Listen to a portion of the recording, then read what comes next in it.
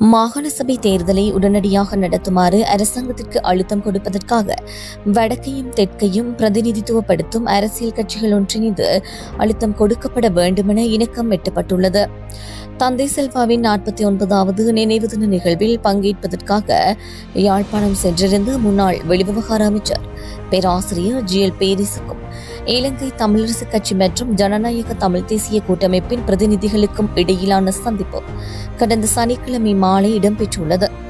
இதன்போது ஆட்சிக்கு வந்து ஓராண்டு காலத்திற்குள் மாகாண சபை தேர்தலை நடத்துவதாக தேசிய மக்கள் சக்தி வழங்கிய வாக்குறுதியை இதுவரை நிறைவேற்றவில்லை என அதிருப்தி வெளியிடப்பட்டதாக கலந்துரையாடலில் பங்கேற்ற பிரதிநிதியொருவர் தெரிவித்துள்ளார். அத்தோடு அரசியலமைப்பின் 13வது திருத்தத்தின் ஊடாக உள்வாங்கப்பட்டுள்ள மாகாண சபையை முழுமையாக இயக்க செய்வதன் அவசியத்தை வலியுறுத்திய இருதரப்பினரும் இதற்காக ஒன்றிணைந்து போராட்டங்களை முன்னெடுக்க இணக்கம் கண்டுள்ளனர்.